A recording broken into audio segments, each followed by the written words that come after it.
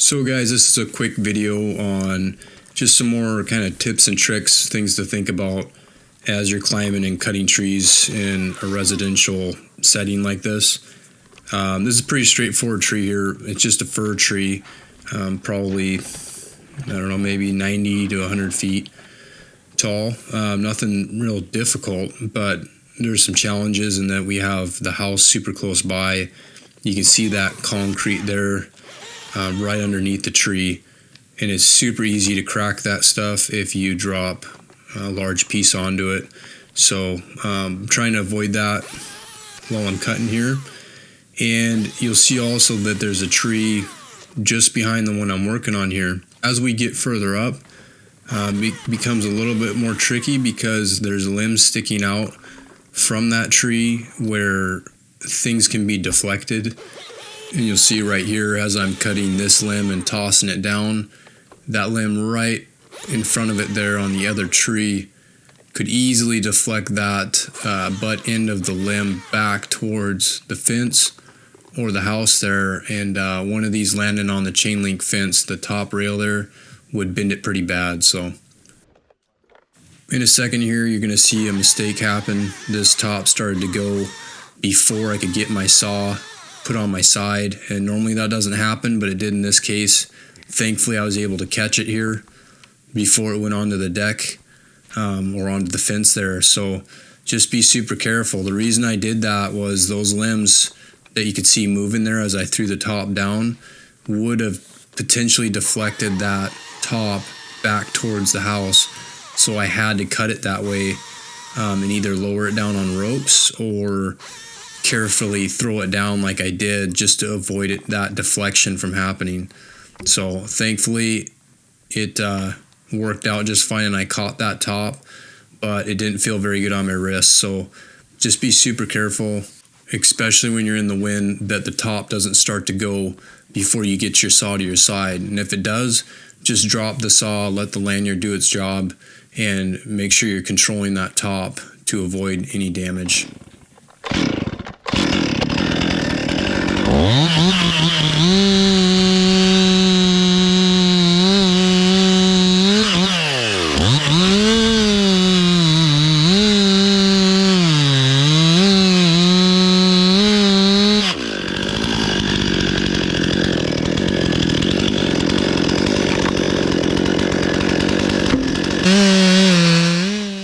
This gentleman down here was just helping me out for the day.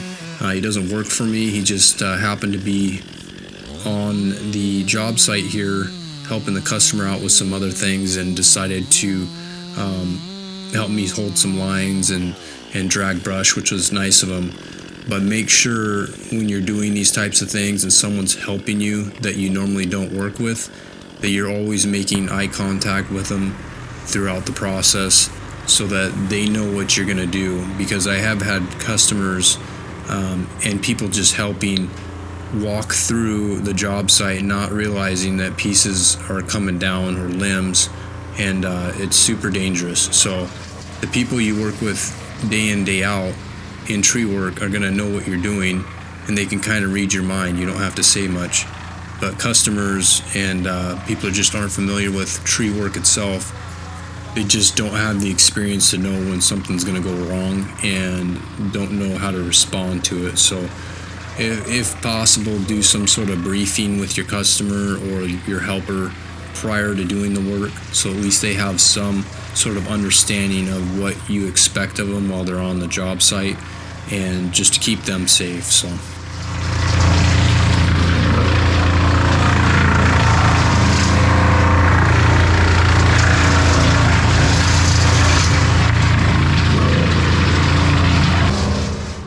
So he kept dragging brush through the chipper, and I decided to kind of get up some of these other fir trees and start piecing them down. Some of these could have been cut from the ground and just tipped over with wedges, but there's times where it's just not worth it. It literally takes less than probably a minute for me to crawl up this thing and cut the top out of it, and the tree's on the ground in a couple pieces, rather than trying to dump the whole tree over and it getting deflected by another tree and then land in some spot I don't want it to, you know, hit the house or something like that. It's just not worth it. If you can go up it and cut it in half or in 3 pieces within a minute or two, don't try and go for just chopping it from the ground and tipping it over when you got all these targets around.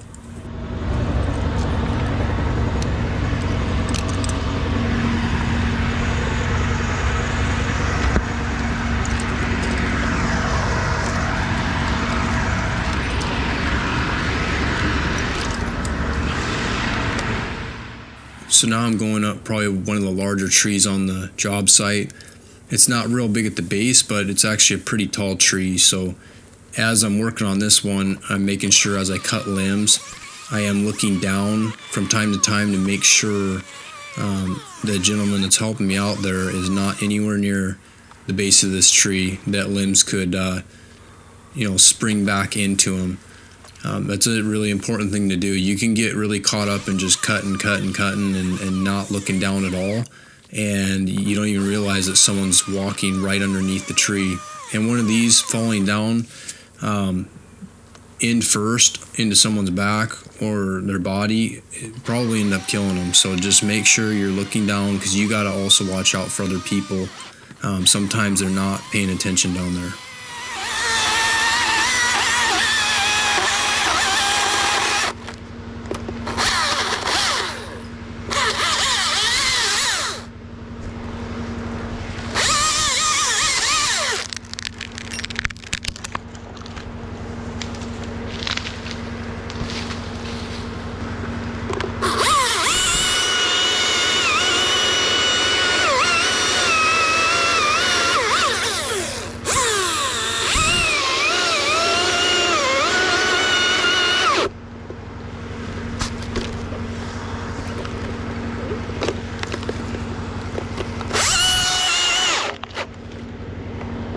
Heads up.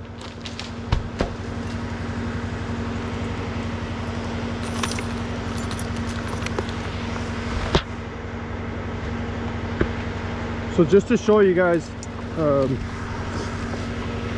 how good this T540 does on full power, I usually 90-something% of the time I'm using it in the power saver mode.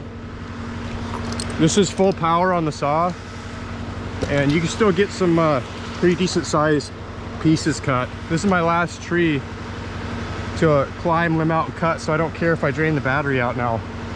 So I'll show you guys what it can do in the full power mode here.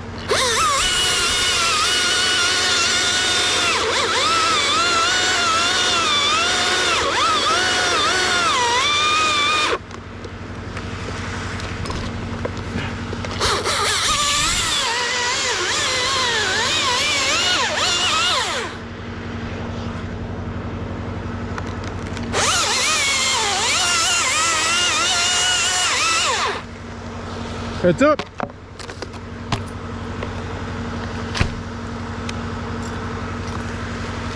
We'll try and cut one more, see if we can get through it. This is pretty big, probably 10-inch piece, maybe even 11. If the saw's getting through, which is way more than what you'd expect it to be able to handle, but we can definitely do it.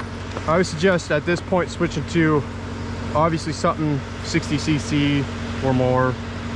The 201 could get it done, but why put the stress on your saw? Just grab the right size saw. I'll usually bring up the 261, but because of how big this is, I might just drag up the 562.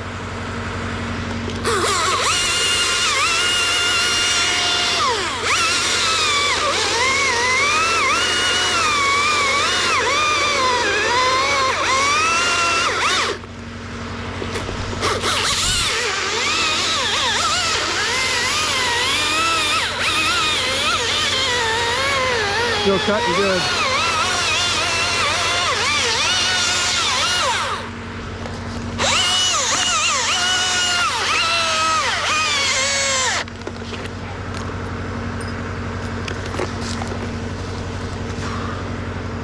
Don't think I got this whole side here.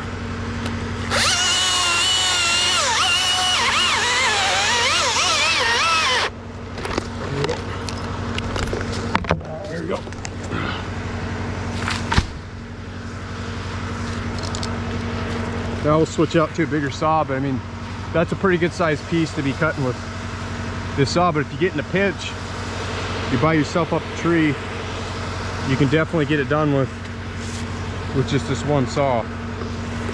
So I'm gonna switch out now to the 261 and we'll get this thing chunked down.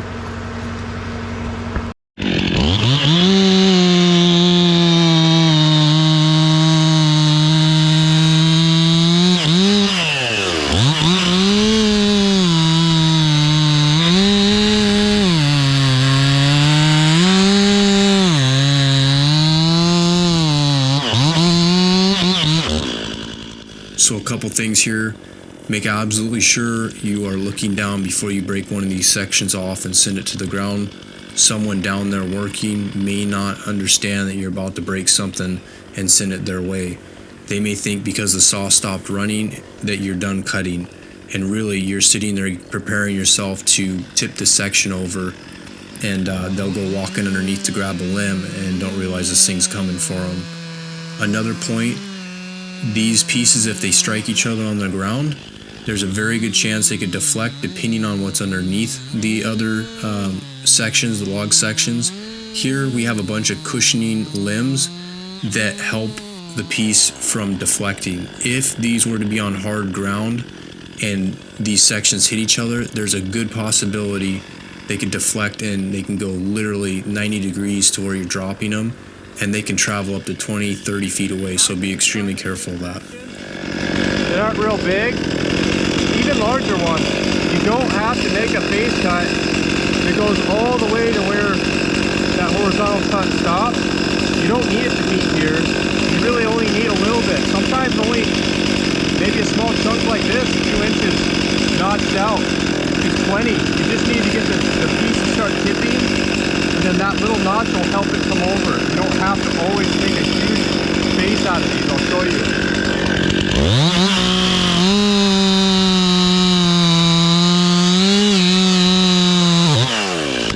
That's plenty good. This is a huge Dutchman, right? But it's not dangerous because this piece is straight up and down. It's not very heavy. You don't have a risk of a barber chair coming out the back. You just need to do this. It saves you time, energy, the chains, everything. Just make this small face cut. Watch, it'll tip right over.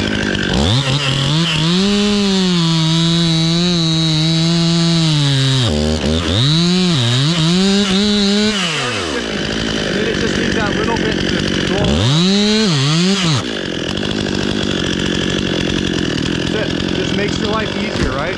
You don't need, again, to make those large cuts. It's just a waste of energy most of the time.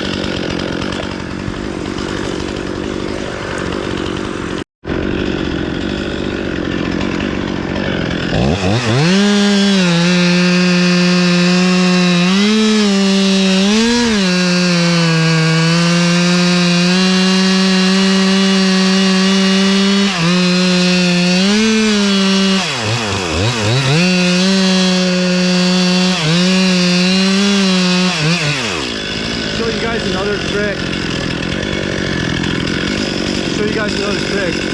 You can make super deep face cuts in the tree, you know, over 70-80% of that wood gone. To tip the section even easier. But you have to be super careful doing this on trees that have, the section has a back lean.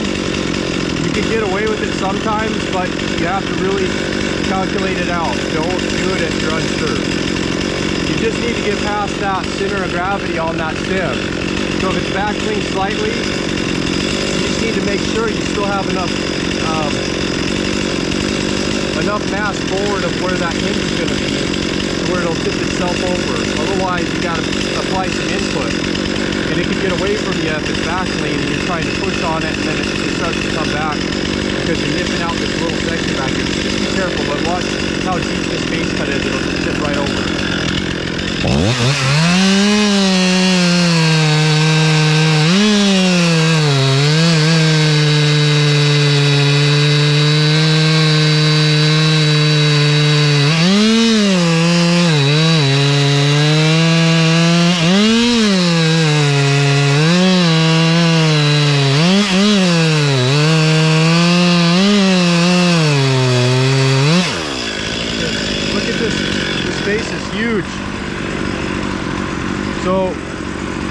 here, I probably ate up about 70% of the wood.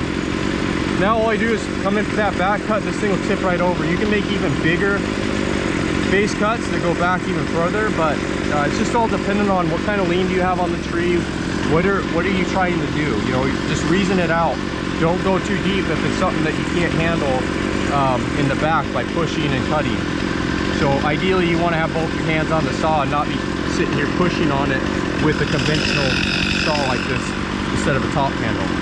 Okay, so let's just put in the back cut now. Itself right over.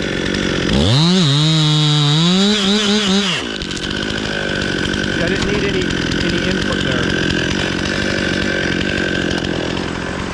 That's all there was, this little tiny strip right here. So try that out in a spot you don't have any structures around you or vehicles or anything like that, and just practice it. Eventually you'll get real comfortable and you can cut some pretty crazy stuff where it's back lean. You put a real deep face in there and it'll still tip itself over, even though it had all this weight back here. But you just have to play with it and get comfortable before you start doing it in a setting where you could potentially damage something.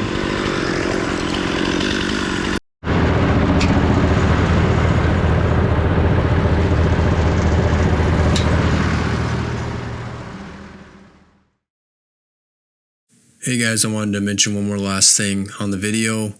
If you're not sure of what equipment to buy for your tree service, maybe you're just looking at chippers, to get started, don't get a 6-inch chipper. They're a waste of time. Absolutely try and get a 12-inch chipper. That means a BC 1000 XL or a BC 1250, something like this one here. They are absolutely amazing at chipping through huge limbs, and just the feed system alone is incredible. You hardly have to do any work. You just put it in there and those wheels will take it. But the 6-inch chippers, they're extremely slow. It takes a long time for the drum or the flywheel to spin back up. So just want to let you know that absolutely save up, get the 12-inch capacity chippers.